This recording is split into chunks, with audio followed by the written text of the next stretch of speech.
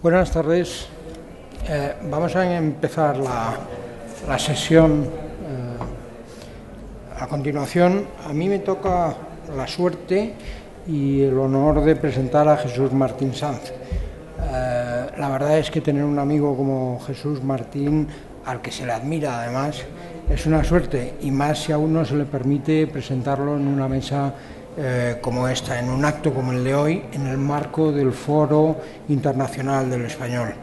Es un honor además porque Jesús Martín es un miembro destacado tanto del mundo empresarial como del mundo académico, por razones que comentaré ahora.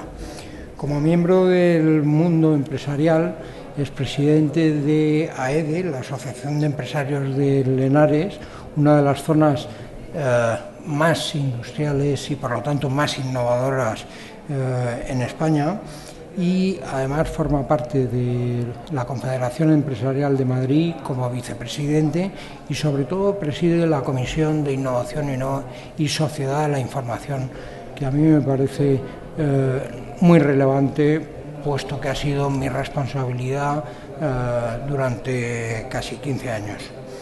En el mundo académico, Jesús Martín es doctor en matemáticas por la Universidad de Alcalá, una de las más antiguas de España, y en la especialidad de estadística, y es un miembro destacado de su Consejo Social, miembro destacado y además respetado en un órgano de tantísima relevancia como es el Consejo Social de una universidad. Como matemático, Jesús maneja los números, que son las palabras de este mundo abstracto que son las matemáticas, pero que bien conjugadas dan sentido a aquello de lo que forman parte. Con los números y sobre todo con las relaciones entre ellos se conforman algoritmos que permiten desarrollar acciones para llevar a cabo cosas concretas y que tengan sentido. Jesús Martín, como matemático, maneja las palabras con la misma precisión que exigen los números y construye con ellas los algoritmos que permiten entender la importancia de la lengua, del lenguaje, como expresión de la cultura para poder hacer negocios. La sutileza de los números, lo etéreo de su misma naturaleza, es igual que la de las palabras. Aisladas, muchas veces no tienen apenas sentido, pero conjugadas permiten componer un orden superior que son las ideas. Las palabras, por ello, conforman las herramientas con las que transmitir ideas, intenciones, sentimientos, percepciones, deseos, transmitir propuestas y generar confianza, o no, que diría un gallego. El español es una lengua rica, llena de matices, y es necesario por ello utilizar las palabras con precisión para que expresen aquello que queremos transmitir, y es con todo ello con lo que se pueden hacer negocios. A diferencia de los números, iguales en su concepción en cualquier lugar y con el mismo significado en cualquier parte, las palabras son reflejo de la cultura y por ello diferencian pueblos porque crean la diversidad de los lenguajes, la diversidad de las culturas. Hablamos hoy, como decía al principio, en un marco internacional. Los negocios siempre tienden a la expansión. La verdad es que no se venden muchos espárragos en Tudela y su producción ha de salir al exterior, ampliar su mundo y, si se me permite, internacionalizarse para llegar hasta Madrid. Surge así la necesidad de vender fuera. En un mundo pequeño, la internacionalización es proporcional a la extensión de ese mundo y sus fronteras, más que los propios montes, ríos, mares. Muchas veces esas fronteras están conformadas por las lenguas, muchas veces más difíciles de cruzar que el propio océano. Hoy la tecnología ha hecho pequeño el mundo, pero las palabras siguen siendo las mismas, siguen conformando esas barreras que muchas veces separan los pueblos para poder hacer negocios. Se necesitan barcos para transportar los productos o libros para transmitir la cultura, por supuesto, pero su verdadera herramienta para cruzar los océanos que separan las culturas es la traducción. que transforma en inteligible y hace sensible para el otro, lo acerca a lo que expresan intencionalidades, deseos, propuestas, desacuerdos y acuerdos para hacer esos negocios. Es por ello que los matices que cada una de las palabras tiene en cada uno de los idiomas sea un océano insalvable o, por el contrario, un barco para cruzarlo y llegar a los otros, al otro, un puente que permite el acercamiento entre los actores del negocio. El español es la tercera lengua más hablada del mundo, tras el chino, mandarín y el inglés. El español cuenta con más de 500 millones de personas hablando nuestra lengua. Por ello, conforma un entorno cultural de primer orden en el que hay que hacer negocios y es preciso, por ello, hablarlo con una estrategia de comunicación, utilizando las palabras con la precisión matemática que exigen los números para que el algoritmo, la frase, la idea, cumpla su función. Jesús Martín nos hablará ahora de lo que significa el transformar las ideas de negocio al español, el impacto que tiene el traducir no solo el corpus técnico común a cada una de las actividades empresariales, sino y parece más importante, sino las sensibilidades del que hace el negocio al español, traducirlo al español. Estoy seguro de que construirá para ello un algoritmo que nos permitirá entender en toda su extensión la importancia del español como cultura, como mercado, como conformador de riqueza y como herramienta de trabajo y negocio en sí mismo. Muchas gracias y les dejo ya, quizá por fin, con Jesús Martín, que me ha honrado al permitirme presentarlo en este importantísimo foro. Muchas gracias, Jesús. Bueno, buenas tardes. Esto es un debate, así que el debate podría empezar sobre lo que ha dicho, porque es todo muy cuestionable. Yo te lo agradezco mucho, Daniel, y casi siempre que intervengo en una conferencia, al final las personas salen con cualquier resultado menos con lo que se esperaba, o sea que todo lo que ha dicho no voy a hacer nada, seguramente, ¿eh? Bueno, yo quiero empezar por unas palabras que he dicho esta mañana, que algunos de los que están aquí, porque los he visto en la pasarela Cervantes, ya han oído, pero creo que es la mejor manera de empezar. Esta mañana decía, en la primera ponencia que inauguraba este primer Foro Internacional del Español, que luego contaré alguna anécdota de lo que supone un Foro Internacional del Español, algo que está orientado hacia la economía de un idioma, en un mundo tan institucional y tan académico como el que vivimos. Decía esta mañana que el eje del mundo, el eje político, el eje económico, el eje financiero, y el eje industrial y, por tanto, el eje de la comunicación, el eje de la cultura, había girado del Atlántico al Pacífico. Empezamos diciendo eso esta mañana. Y que, por tanto, en el mundo, el siglo XXI es el siglo del Pacífico, y también decía que el Pacífico está bordeado por dos grandes continentes, que además representan dos grandes culturas diferentes, la occidental y la oriental, que ya tienen entre sí una diferencia, una diversidad que cuesta resolver, esa barrera de la diversidad que supone dos culturas tan diferentes.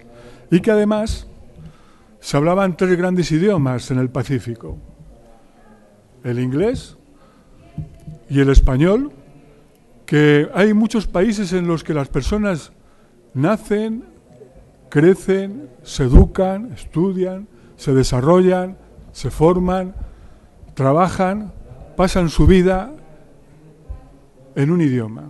Hay muchos países en los que los ciudadanos viven toda esa secuencia en español, y hay muchos países que todos los ciudadanos viven esa secuencia en inglés. Y hay un país que tiene una magnitud, una dimensión enorme, con más de 1.300 millones de habitantes, y que comparte un idioma oficial común, el mandarín, que es China.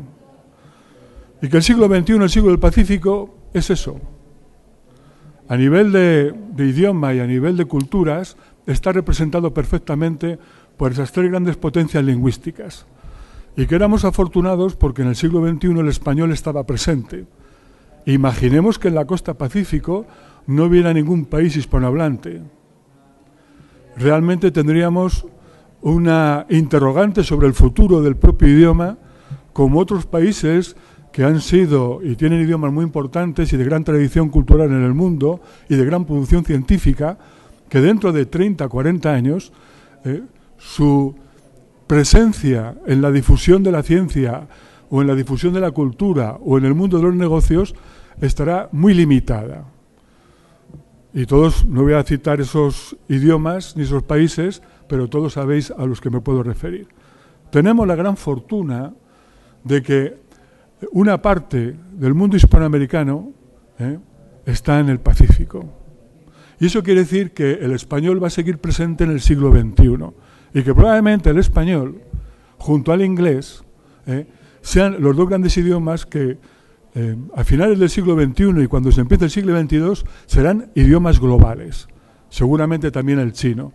Pero es muy difícil que haya otros dos idiomas en el mundo, con tantos países dispersos por el mundo, en que las personas nacen con un idioma nativo, maternal, y que desarrollan toda su vida en ese idioma. Así que somos muy afortunados por haber nacido en España y vivir, nacer, vivir y morir en español, como tantos ciudadanos del mundo hispanohablante. Más de 500 millones. Esa era la primera reflexión. Eso quiere decir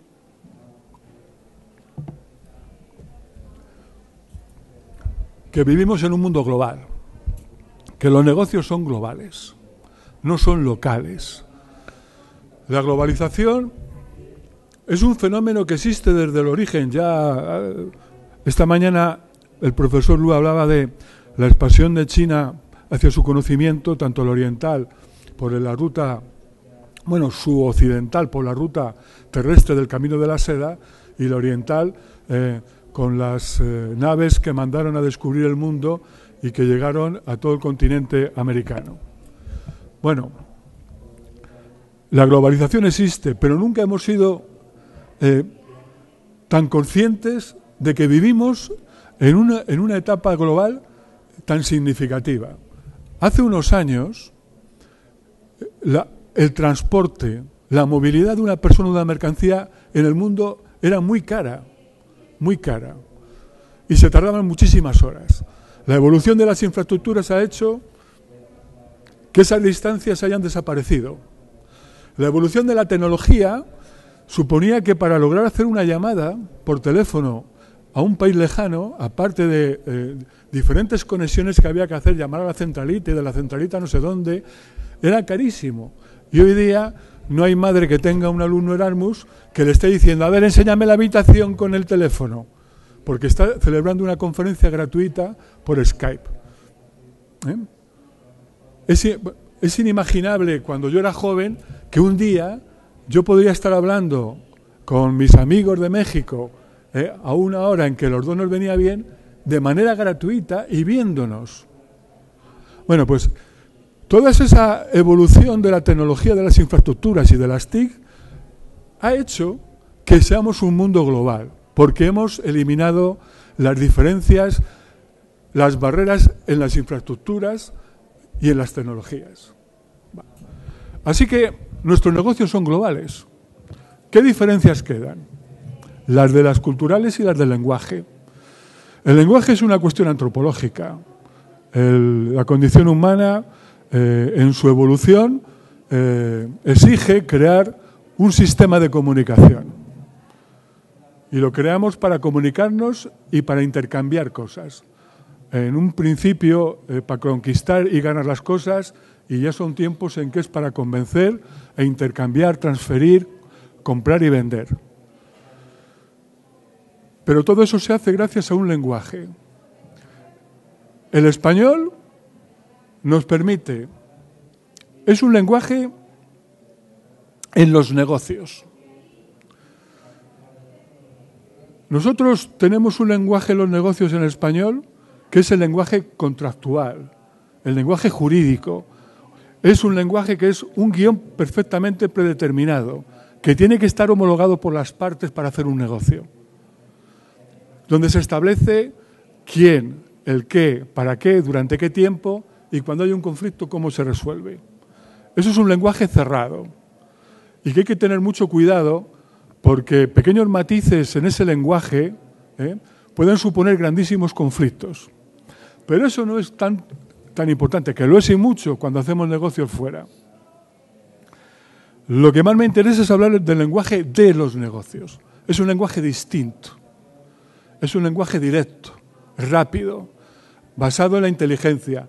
Es una partida de ajedrez, donde cada una de las partes que negocian van a intentar obtener ventajas. También es un lenguaje en que se logra el acuerdo, se logra la alianza. Y todo eso luego hay que transformarlo al lenguaje oficial del negocio. Pero las condiciones en las que luego el acuerdo lo trasladamos, esa primera fase del lenguaje es diferente. Y ahí es donde realmente la diferenciación cultural se hace patente y es muy importante.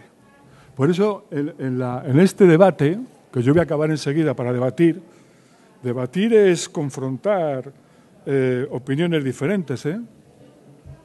Dice, traducir negocios al español algo más que palabras. La parte primera eran las palabras. El lenguaje en el negocio, que es el jurídico y el contractual, el del acuerdo. Pero es algo mucho más que eso.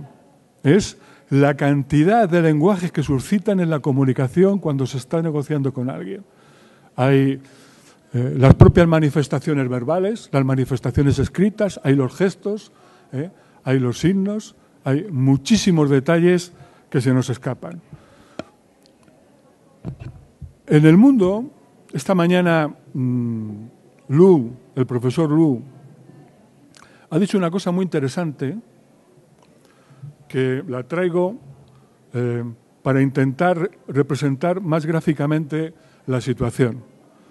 Decía que ellos han hecho una investigación viendo en qué coincidían los términos lingüísticos del chino con otros idiomas y de otros idiomas. Y han descubierto que entre el español y el portugués hay pues casi un 80% de términos comunes. Pero habrá un 20% de términos muy diferentes. Entre el español y el francés hay como un 60 y tantos % de términos coincidentes. Con el inglés va bajando la coincidencia. Y de hecho ya la estructura gramatical es distinta, porque nosotros construimos las frases de una manera y en el inglés en la dirección contraria. El chino se comporta de la misma manera con el inglés, de manera que la diferencia entre el español y el inglés es prácticamente la misma que la distancia que hay entre los dos países, cada uno en un extremo. China en el extremo de Oriente y España en el extremo de Occidente. Pues es lo mismo. Solamente había un 1 por 1000 de palabras coincidentes entre el chino y el español. Y me decía que, por ejemplo, dos palabras que eran coincidentes eran café y salón, que tiene que ver seguramente con el periodo de las... no de las colonias, de las concesiones que tenían los países europeos en China. Bueno, pues esa barrera es una barrera que genera una barrera cultural enorme y una barrera de la forma de pensar. El lenguaje, las últimas escuelas filosóficas establecen que la filosofía es una cuestión de lenguaje, porque realmente la construcción del pensamiento se hace a partir del lenguaje que tiene cada país. Nosotros nos comportamos, pensamos, soñamos, interpretamos, comprendemos las cosas de una manera muy distinta. Y uno diría, bueno, para hacer negocios total, si hay un 95% de coincidencia y solo un 5% de diversidad, pues es muy fácil hacer negocios. Pues no. Y ya voy a anticipar cuál es uno de los grandes problemas para hacer negocios fuera, sobre todo que tenemos los españoles, ¿eh? A la hora de internacionalizarnos nuestras empresas. Creemos que la parte coincidente es tan grande que es suficiente. Y no nos damos cuenta y nos empeñamos en trabajar en la parte coincidente, en los negocios internacionales. No nos damos cuenta que la parte coincidente no es la que hace falta trabajar, porque es coincidente en sí misma. Que lo importante es la diversidad. Pero esa diversidad del 5% es la parte importante porque es la que a una persona le da la personalidad. Yo me diferencio, igual que yo diferencio mi producto en el mercado y busco esa diferenciación para que genere la atención del cliente, yo me diferencio en un 5% que es mi propia personalidad. Y es lo que tienes que tener en cuenta, porque cuando no atiendes a eso, en el fondo no me reconoces lo que soy, lo que supongo, lo que valgo, el poder que tengo. Y ahí es donde voy a tener problema contigo, porque no me reconoces. Atendemos a la parte coincidente y no trabajamos, justo lo único que había que trabajar es la diversidad que nos separa. Yo decía en el texto de la ponencia que para hacer negocios hay que trabajar la comunicación y que el lenguaje es un puente de comunicación que tenemos que cuidar, que no solamente en los manuales de internacionalización de las empresas, una vez que hemos definido qué es lo que queremos vender y a dónde está y qué competencia tenemos, lo primero que tenemos que hacer luego es seleccionar el país, estudiar el país y su cultura y a continuación analizar cómo hay que adaptar a esa cultura, a ese país, a ese idioma, todo nuestro producto, todo nuestro servicio. Tenemos que saber a qué orilla vamos y qué puente construimos y cómo pasar ese puente. Hoy día probablemente todas las tecnologías nos permiten que las dos orillas estén a 1 metro una de otra, pero ese metro, muchas empresas, muchas personas no saben saltarlo. Es más, lo saltan tan mal que caen en el precipicio, fallan en la negociación, por no respetar. Había un cliente que me preguntaba, me decía, bueno, yo quiero introducir mi ingeniería en Perú. Y bueno, llevo yendo a Perú prácticamente una semana al mes y no avanzo. Y yo le pregunté, por curiosidad, ¿tú lees prensa digital? Y me dijo, sí, yo leo El País, El Mundo, bueno, perdonad que cite periódicos, además son los que nos patrocinan. Yo presido el clúster de Plataforma de Español, así que hago la publicidad con toda intención. Y digo, ¿pero tú lees algún digital peruano todos los días? O sea, no. Digo, o sea, que quieres hacer negocios en Perú con los peruanos, más negocios que haces en España, entre otras cosas por la situación de crisis, y pretendes hacer negocios allí sin tener más nivel de información de la vida de los ciudadanos que aquí. Pues mira, mi primera recomendación es que te pongas a leer el digital y que cuando lleves un mes leyendo el digital, un digital peruano 2, entonces vuelvas a venir a verme y seguimos hablando. Porque tú lo primero que tienes que hacer es leer los titulares de todos los días, saber qué ha pasado, qué está ocurriendo, los nombres propios, qué es lo popular allí, qué deporte, qué jugador, qué artista, qué es lo que llama la atención, qué es lo que es el día a día, la conversación, el lenguaje. Porque si no, cuando tú llegues allí vas a hablar de lo tuyo. Vas a ser incapaz de hablar algo de ellos. Y lo primero que va a valorar, igual que cuando tú recibes a alguien aquí, es que tú seas capaz de demostrar que sabes algo de ellos, que te preocupas por lo que les pasa. Tú imagínate que ha pasado algo en Perú y tú esa misma mañana llamas y dices, oye, he leído esto, estoy preocupado, ¿estáis todos bien? ¿Os ha afectado de alguna manera algún cliente? Tú no te das cuenta de lo que acabas de ganar en la negociación, más que si le presentas 40 catálogos, 30 PPTs y le mandas 50 YouTubes. Solamente esa conversación, esa llamada, preocupándote porque de repente te has enterado. ¿Tú sabes lo que supone eso, ese lenguaje de confianza en los negocios? Bien, pues tenemos una oportunidad espectacular que vamos a seguir viviendo los hispanohablantes el siglo XXI. Me refiero siendo protagonistas por la presencia de nuestro idioma en el mundo. Cosa que solo 2 idiomas y el chino, 3 idiomas en el mundo van a tener esa oportunidad en el siglo XXI, como decía antes. Y que cuando acabe el siglo XXI seguirá el mundo del español presente, por esa condición de eje pacífico.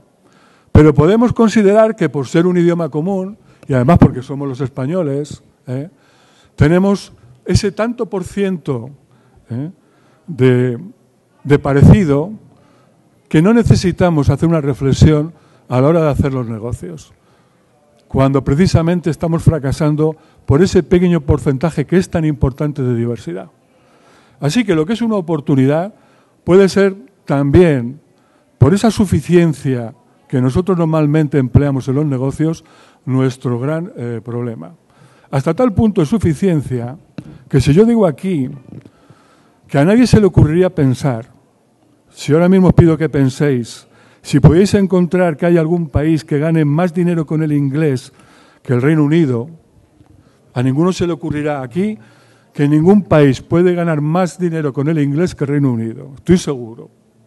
Ni Estados Unidos. Sin embargo, hay más de un país que gana más dinero con el español que España. Y eso forma parte de esa suficiencia de partida que nos ha generado una gran confianza y que nos está y que se refleja en todo tipo de negocios, no solamente en los negocios del español, sino en todos, que nos está costando bastante caro. Yo que durante muchos años he representado el área internacional de los empresarios de Madrid y he tenido que, por mi condición de empresario y por mi cargo institucional, que acompañar y asesorar a muchas empresas, he vivido cómo tenemos un estilo para hacer negocios fuera que no es el mejor. Nosotros, para hacer negocios fuera hay que ser una cultura muy cosmopolita, tremendamente cosmopolita, nada localista. Hay que ser tremendamente humilde, nada arrogante. Hay que ser tremendamente empático, nada antipático. Y nosotros tendemos a ir con las empresas por el mundo, no con la mejor actitud para el negocio. Creemos que los demás tienen que saber lo que yo sé, que los demás tienen que entender lo que yo entiendo, que los demás tienen que hablar el idioma que yo hablo. Y españoles, idiomas españoles hay mucho. Hay el español que se habla en América, hay el mexicano, el colombiano, el cubano, el caribeño, el argentino, hasta el ecuatoguineano. Puede que tengan un 5, un 10, un 15% de diversidad, pero esa diversidad nos cuesta muy cara. Porque vamos con esa actitud en que no nos preocupa, sino que sometemos a los demás a que es la diversidad hacer de ellos y son ellos los que tienen que ocuparse de superarla. Pues no, nosotros tenemos que hacer un ejercicio importante porque vender es vender, hacer negocios es vender, es comerciar y eso supone hablar en el lenguaje de mi cliente. No pretender que como soy el emisor, el receptor tiene que recibir en mi lenguaje. Eso lo decía esta mañana el profesor Lu. Decía que el problema, ¿por qué en China?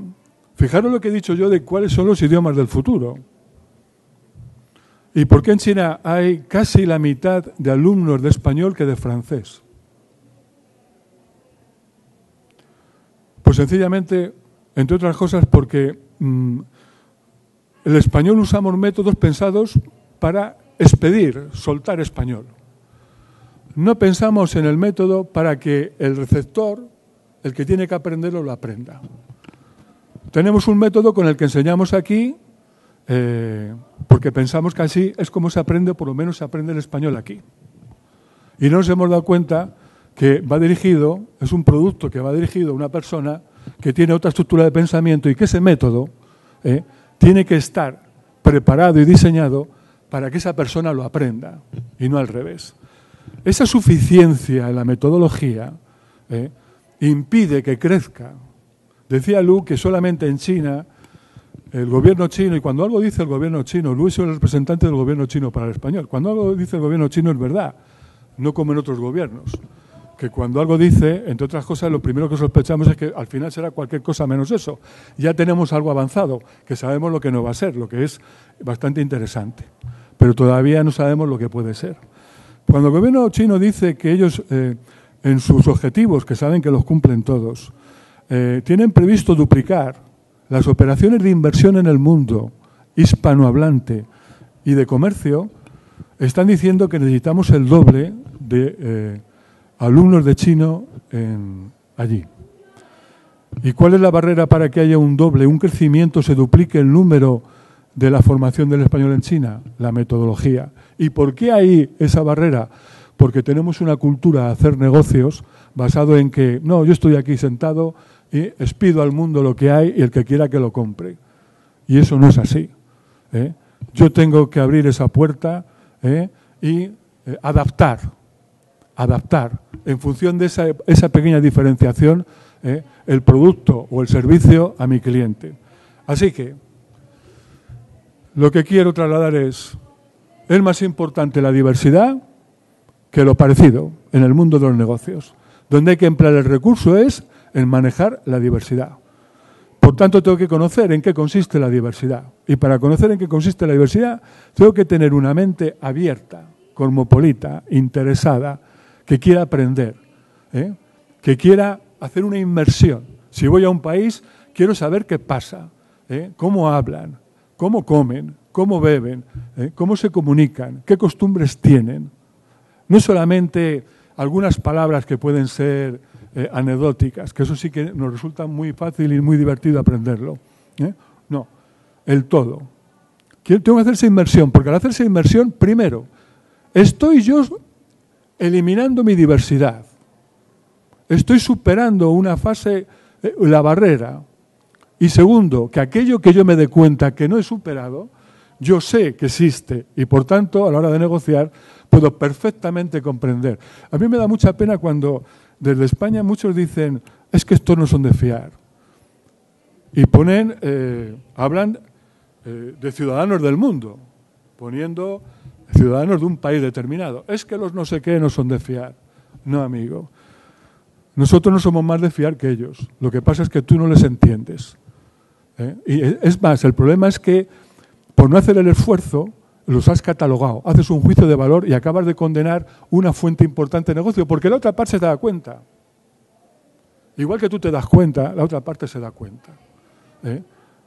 Tú no eres más estupendo ni mejor, porque ellos también podían pensar lo mismo. Falta la simetría en los negocios de una manera importante. Falta el espejo para darnos cuenta que lo que yo digo, él me lo puede decir. Lo que yo digo, yo lo puedo escuchar. Lo que yo pienso, él lo puede pensar. Y yo si quiero hacer un negocio, tengo que ser capaz de empatizar, de pensar igual que él, de sentir igual que él. Así que esa adaptación solamente se va a poder lograr si hago una inmersión. Porque necesito reconocer la diversidad y además me tiene que gustar y tener pasión por conocerla, adaptarme y superarla, entenderla. Tendré más amigos, tendré más negocios, ganaré más dinero y seré mucho más feliz. ¡Hala!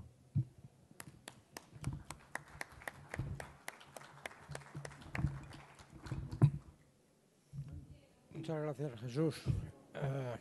Yo creo que efectivamente has creado el algoritmo del que yo hablaba, porque al final de lo que se trata es de tener una serie de actuaciones y de acciones concretas para lograr un objetivo. Y el objetivo es hacer más negocios entendiendo a aquellos que son diferentes de nosotros, pero que quieren, que tienen que hacer negocios con nosotros, salvando esa enorme diversidad a través de la empatía, ¿no? Bueno, venga, preguntas. Vamos. Decid que no estoy de acuerdo, por favor. ¿Hay un micrófono o algo? No. Pues aquí estamos en familia. Lo que pasa es que os sentéis por atrás. Mirad, ¿vosotros creéis que se puede hacer un puente entre negocios si ya la orilla la alejamos? Esa manía que tenemos de irnos al fondo. O sea, ya no es un 5%, es un... Viene del colegio. La misa del domingo. Para salir. Que la puerta de salida no está allí. Que está... Bueno, perdóname.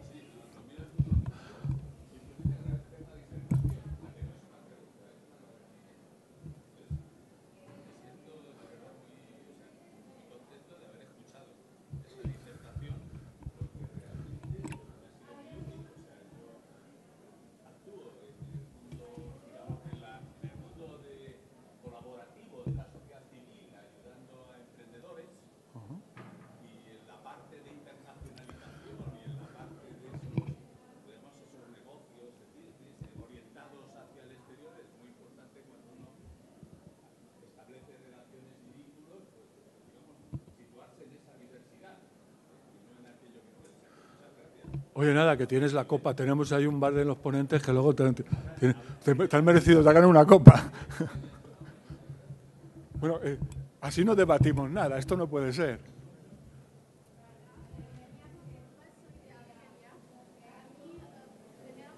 Ven aquí, anda. Por aquí. Es que si no, ven aquí. Venga, si estamos aquí en familia. Sí, yo soy traductora de formación y os agradezco porque ustedes han hablado de los códigos interculturales, que son muy importantes en todos los ámbitos. Y a mí pienso que España, de verdad, que tiene una base de la convivencia. Y hay que regresar un poco a la historia para poder encontrar herramientas para utilizarla en el ámbito del comercio económico y todo lo sociocultural. Una pregunta que tengo es ¿por qué no hay una organización como los de Inglaterra y Commonwealth? O sea, hay 23 países que hablan español. Entonces, es una pregunta que tengo. Gracias. Gracias a ti, qué bien. Pues vamos a ver, así ya cuento la anécdota. No os podéis imaginar lo que ha supuesto montar el primer foro económico del español. Ahora que no nos oye nadie, ¿estás en streaming para el mundo mundial? ¿Sí? Ahora que nos oye todo el mundo, he de decir, normalmente en el mundo del español, todo el mundo creyó que lo importante del español era el factor académico. Y ha estado, y lo digo cariñosamente, secuestrado por el mundo académico, por los lingüistas, y han creído que la cuestión del español les correspondía a ellos. Y no se han dado cuenta de que mucho más importante que eso es el mundo económico. Y por tanto, no se han construido. Hay, en todo lo que es el libro, el mundo del autor, el mundo iberoamericano, el mundo diplomático, hay organismos que nos unen al mundo latinoamericano, no solamente al hispanoamericano, porque también normalmente se amplía a Portugal y Brasil. Pero nunca se han dado cuenta que todo eso solamente es una herramienta. ¿Para qué? Para que la condición humana haga operaciones, haga contactos, comercie, viaje, transfiera conocimiento, transfiera productos, transfiera servicios. Entonces, ha quedado todo subyugado a esa condición académica, diplomática, y no se ha organizado ningún espacio de comercio común. Y luego te voy a hacer otra confesión. Esto para debatir duro, ¿eh? Si alguien me pregunta, bueno, yo me lo he preguntado, pero casi queda mejor, ¿no? Si alguien me pregunta qué creo que es mejor, un continente con una economía común y 28, 29, 30 idiomas, o un continente sin economías comunes y un solo idioma, digo que tiene muchas más ventajas el continente americano, que son muchos países y un solo idioma. Porque mira, yo lo que haga en Colombia, casi ya puedo ir a hacerlo desde ahí a cualquier país de Latinoamérica, respetando esa diversidad del 5%. pero lo que hago en Francia no me sirve para nada en Italia. Y lo que hago en Italia no me sirve para nada en Holanda. Aquí tenemos una economía común, pero que en el fondo lo único que tenemos es algunas reglas financieras, la moneda y no todos. Y eso, si resulta que el objetivo era el otro, ahí se han podido dar cuenta de que lo más importante era, antes que la moneda común, el idioma común, cosa que era imposible aquí, lógicamente. Así que, esto, mira, digamos que Latinoamérica nace común. Europa se hace común. ¿Hay una diferencia entre nacer y hacerse? El que nace es, el que se hace está. Y eso es una condición difícil no solamente de lograr, pero sobre todo de mantener. Así estamos como estamos. Había otra cosa, pero que es conveniente políticamente que me calle. La Commonwealth del español. Fíjate los... Bueno, ¿qué razón tienes? Querido. Hay un rasgo en lo que decía la señorita importante de ser lingüista, y es, ella creo que aludía a las raíces también árabes de España. Que el árabe, los pueblos árabes, en sus relaciones con España, se tuviera en cuenta esa etiología lingüística, creo. Ahora voy a eso. No es el alemán o el chino. Voy a eso. Oye, no, vente para acá.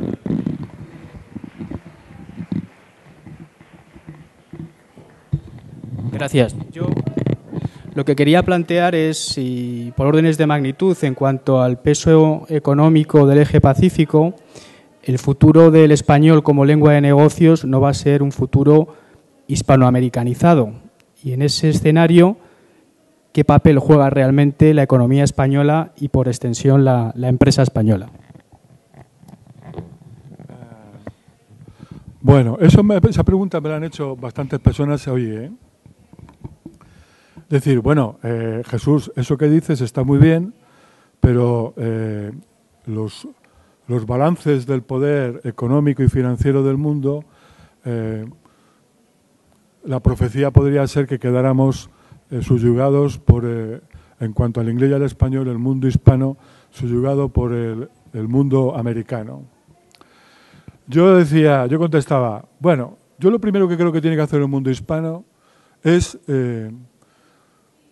sentirse que es una autoridad. Porque el mundo hispanoamericano nos sentimos que no somos una autoridad porque no tenemos poder. Nos hemos dejado llevar por identificar el poder y la autoridad, la potestas y la autoritas. Porque el poder tiene una grandísima influencia, pero la autoridad tiene más influencia a largo plazo que la que puede tener el poder. Me explico. Si porque ellos tienen más poder porque tienen más recursos, nosotros nos vamos a sentir inferiores, indudablemente ya podemos firmar cuanto antes esa subyugación y ese papel secundario. Pero si lo que consideramos es que la autoridad del español como un idioma, porque la ventaja del español es que es un idioma, vuelvo a decirlo, en que son muchos países en que sus ciudadanos nacen y hacen toda su vida en el idioma. No es un país o dos, uno y este porque fue colonia. No. Son muchos países. Y eso refleja una autoridad. Además, yo creo que los americanos... en enero volví a mi casa, yo vivo en Alcalá de Henares. Alcalá de Henar. Alcalá, Castillo. De Henar, el río Henares. El castillo del río. En España, muchísimas palabras... La coincidencia de las palabras españolas con las árabes, pues no sé si era un 40, 50 o 60%. Hay una gran diversidad, ¿eh? O sea que estoy de acuerdo con todo aquello. Bueno, ya no sé qué iba diciendo, pero bueno.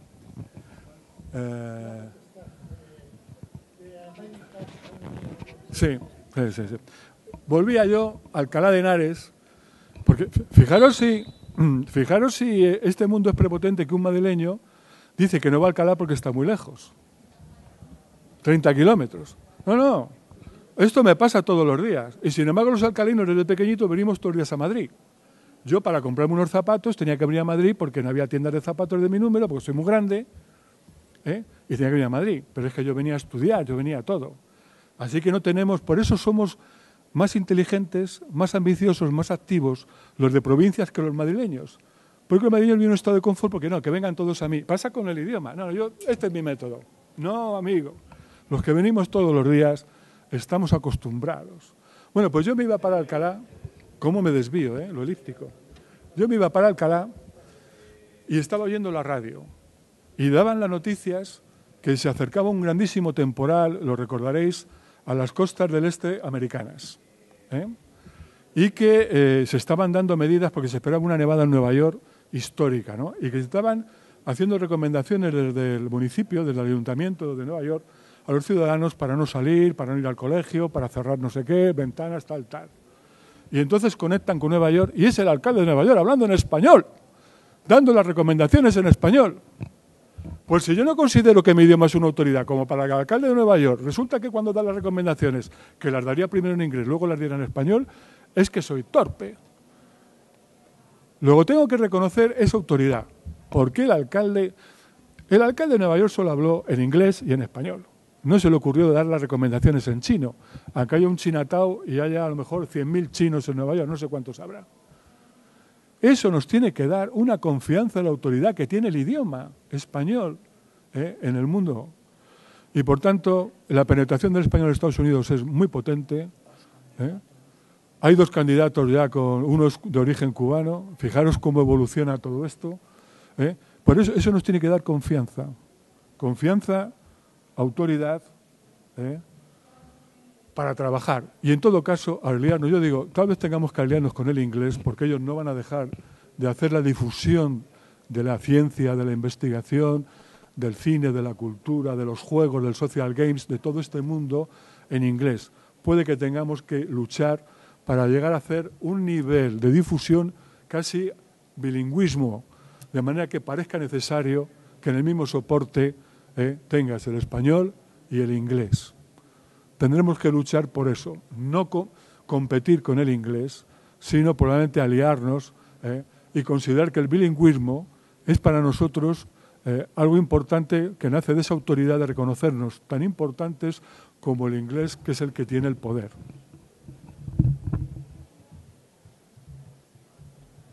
¿Más? Venga, sí, a no ser que tengas una voz.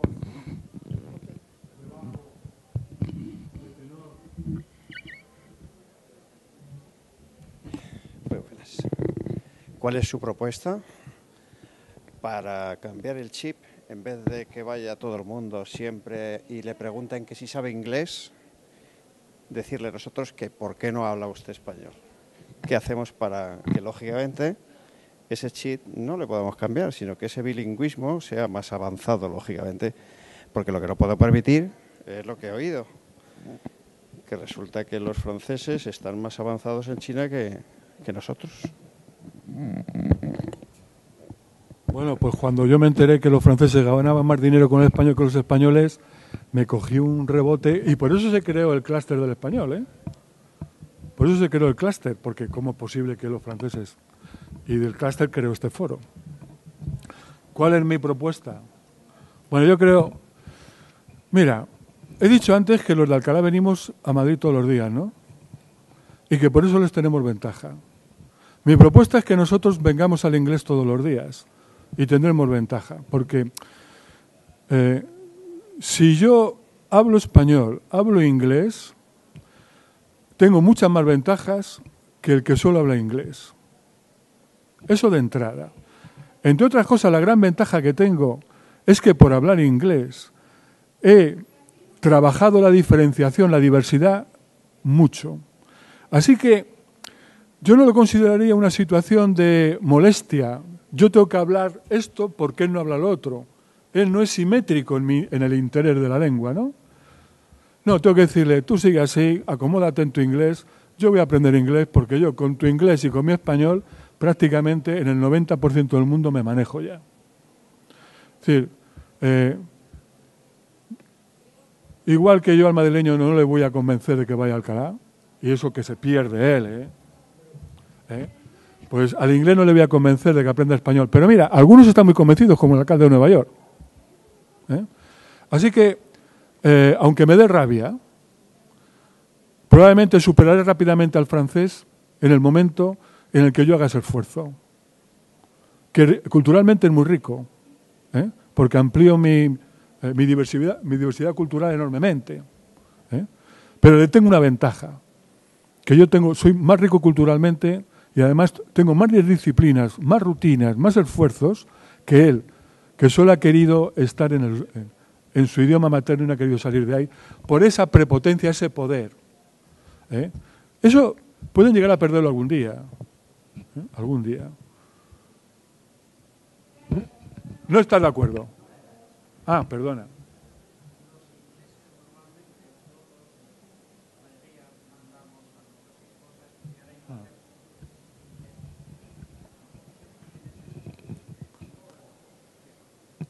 Ah, bueno.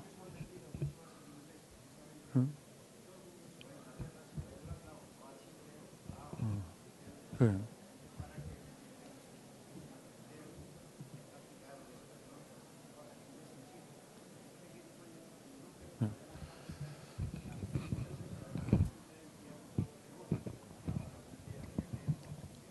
Ahora lo entiendo. Fíjate que si soy torpe, que me he enrocado en lo que yo creía, ¿eh? Y no estoy de acuerdo contigo. El foro económico es un foro en el que precisamente todas las oportunidades de negocios, como el traer en intercambios alumnos, como mandamos nosotros a los nuestros, se está produciendo en muchos colegios y desde hace muchos años, generar intercambios. Bueno, la trágica desgracia de esos estudiantes que estaban de intercambio en España y que volando de vuelta para Alemania fallecieron en el accidente de aquel elemento, aquel suicida. Sí, se está produciendo intercambios de ese tipo, que tienen que multiplicarse por 10 o por 20. En un foro de estos es donde, con el tiempo, no en la primera edición, que bastante ha supuesto crearlo, es donde las empresas generarán líneas de contacto y de negocio y de intercambio para atraer estudiantes y que aquí aparezcan más.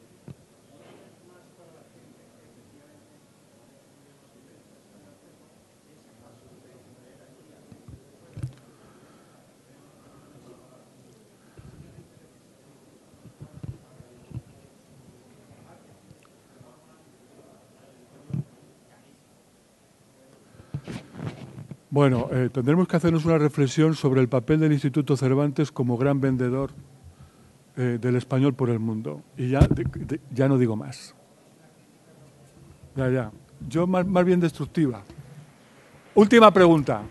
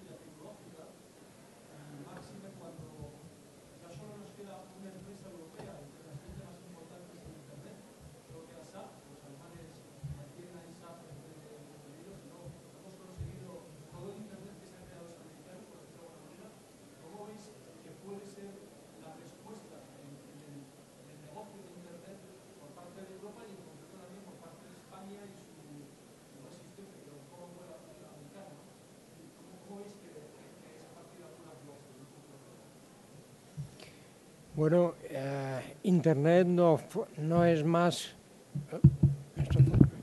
Internet no es más que el resultado de la aplicación de una determinada tecnología, y esa tecnología es de origen anglosajón y por lo tanto su aplicación se ha hecho en el idioma sobre la que está basada. Eso es aplicable incluso al resto de nuestras actividades internacionales, ¿no? Es decir, la economía, que está basada en gran medida en el desarrollo científico y en el desarrollo tecnológico, pues cuando comenzó la segunda revolución industrial, la de la química, la de la física, a principios del siglo XX o finales del XIX, la lengua, la gran lengua, era el alemán, pero fue superada rápidamente por el inglés, por la expansión de la ciencia, la tecnología y la industria. La gran industria, los grandes negocios se hicieron en inglés. El español perdió ese tren y no es fácil recuperarlo. Es fácil recuperarlo como mercado y se está produciendo ya esa incorporación. A nadie se le ocurre pensar que Windows no tuviese un Windows en castellano, en español. Ni a nadie se le ocurre pensar que con un mercado de 500 millones de más de 500 millones de hispanohablantes no va a haber tecnologías y aplicaciones de esa tecnología en castellano. Es lento. Tenemos que generar esa tecnología. Perdona, casi te quito la palabra porque es la hora. Lo que tenemos es una bajísima difusión en español en el mundo, en Internet y en las redes. Así que lo que tenemos que hacer, en mi opinión, es trabajar mucho la difusión. En el caso del español, Google creó el primer concurso de blogs en español en el mundo. Y cuando Google en la primera edición comentaba la difusión del español en el mundo, en las redes sociales, casi nos echamos todos a llorar. Porque había países pequeños con idiomas complejos como el holandés que generaban más difusión que toda la comunidad hispanohablante. La tecnología será de quien sea. La tecnología es global. Yo ya no la pondría un sello de... Yo no creo que las empresas... si el prurito del localismo, yo soy de Alcalá y todo esto está muy bien, pero yo creo que los mercados son globales y entonces... Sí, claro, sí, estoy de acuerdo contigo, yo quiero que sea de aquí, pero veo nuestros talentos de aquí fuera y los de fuera, puede que algún día por aquí, veo eso. Pero casi lo que más me preocupa ya no es la tecnología, es el uso de la misma, y en este caso Internet, la difusión de contenidos en español por el mundo en Internet.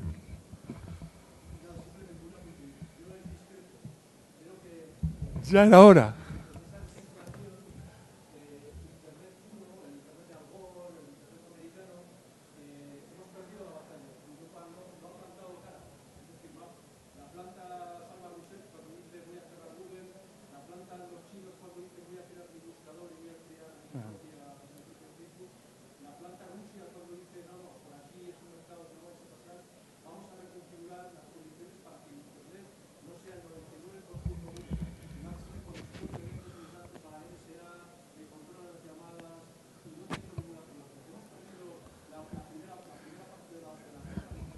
Sí.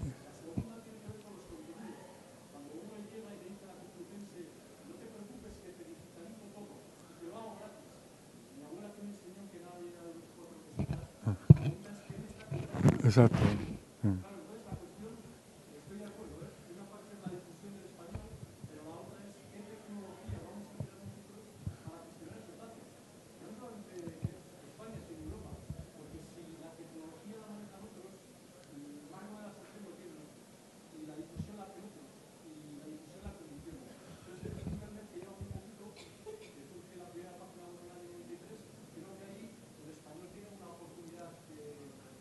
Sí.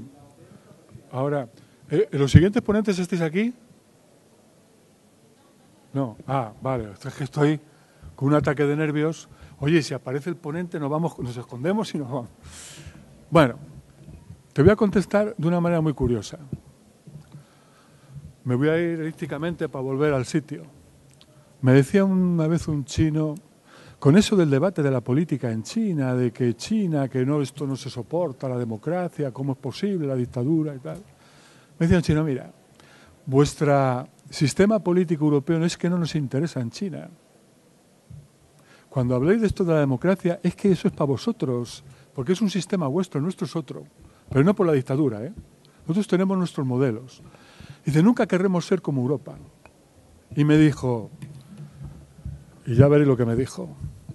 Me dice, tú vas al médico y le dices, doctor, me encuentro mal. El médico te hace unas pruebas y dice, es que tienes un virus.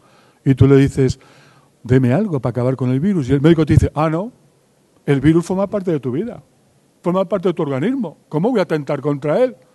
Pero oiga, doctor, que me va a matar el virus. Pero es que ya forma parte de tu existencia, de tu cuerpo, de tu integridad, de tu organismo. Y dice, es que eso es vuestro modelo democrático. Que habéis dicho, no, lo primer principio, yo defiendo hasta el que esté en contra del sistema. Nunca nosotros haremos eso porque nos cargaríamos el sistema. Tenéis una enfermedad en Europa, en vuestro sistema, que impide que os defendáis. Bien, pues ¿por qué Europa no ha reaccionado? No han hecho lo que los demás, que han dicho, no, por aquí no se pasa. La red es mía, hago una red europea. Pues probablemente tiene que ver con todo esto que digo, y los rusos han dicho lo mismo. Porque creemos que todo vale. Y así es imposible que nosotros pongamos... Las barreras se las va a saltar cualquiera, ¿eh? Yo no creo en las barreras, yo hablo de lo global. Pero ya te anticipo que veo muy difícil que Europa se ponga de acuerdo para algo, sobre todo algo que haga, que le permita blindarse, sobre todo en el sistema de la difusión de la información, cuando en Europa estamos vendiendo todo el día los sistemas abiertos. Yo creo que es una batalla en cuanto a la tecnología, a no ser que aparezca un talento europeo que genere una tecnología nueva, que de repente sea muchísimo más potente para la difusión, para los contenidos, para los navegadores, para las búsquedas, para lo que sea, si no, no lo veo. No lo veo.